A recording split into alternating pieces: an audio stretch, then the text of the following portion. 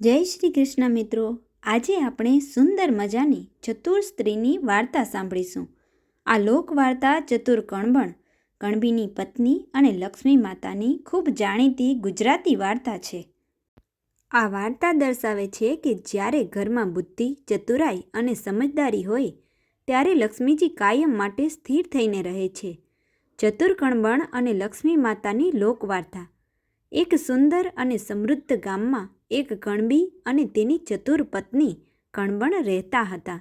કણબી ખેતરમાં મહેનત કરતો અને તેની પત્ની ઘર અને સંસાર ખૂબ જ સમજદારી અને સુઘડતાથી ચલાવતી હતી. એક દિવસ ધનની દેવી માં લક્ષ્મીને વિચાર આવ્યો કે લોકો મારી પૂજા તો કરે છે, પણ મારી સાચી કિંમત અને યોગ્ય ઉપયોગ કોણ જાણે છે?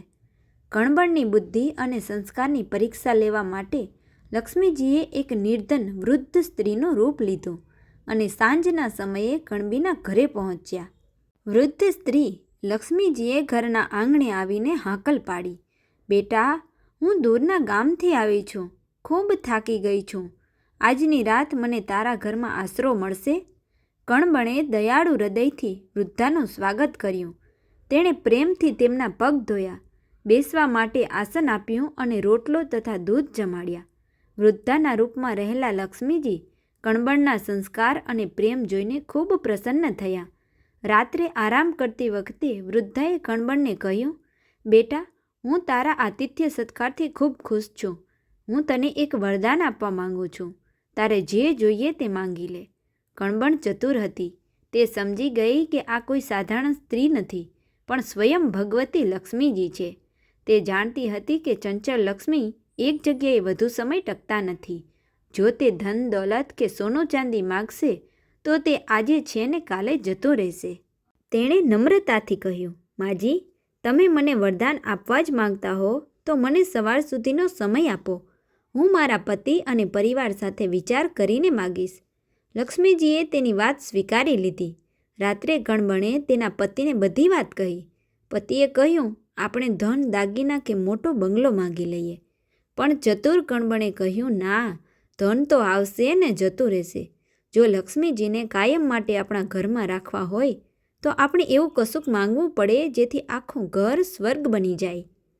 સવારે કણબણે લક્ષ્મીજીના ચરણોમાં શીશ નમાવીને કહ્યું, હે માતા, જો તમે પ્રસન્ન હોવ તો મને આ વરદાન આપો કે મારા ઘરમાં હંમેશા સંપ, પ્રેમ અને શાંતિ રહે. મારા પરિવારના સભ્યોની બુદ્ધિ અને વાણી સન્માર્ગે ચાલે. અમારા આંગણેથી કોઈ અતિથિ કે અન્નનો અર્થી ભૂખ્યો ન જાય. કણબણની આટલી ઊંડી વિચારસરણી અને ચતુરાઈ જોઈને લક્ષ્મીજી અત્યંત ગદગદ થઈ ગયા.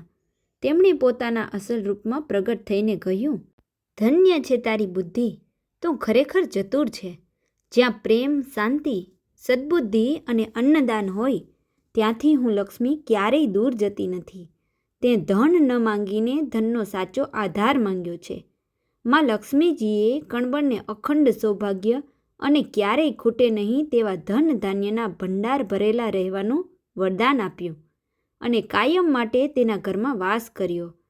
આ વાર્તાની શીખ, મોરલ ઓફ ધ સ્ટોરી: માત્ર ધન દોલત હોવાથી ઘર સુખી નથી બનતું, પણ ઘરમાં એકતા, પ્રેમ, સુબુદ્ધિ અને ઉદારતા હોય તો જ લક્ષ્મીજી સમૃદ્ધિનો કાયમી વાસ થાય છે. ચતુરાઈ અને સમજદારી એ જ સાચું ધન છે. જય શ્રી કૃષ્ણ. રાધે રાધે.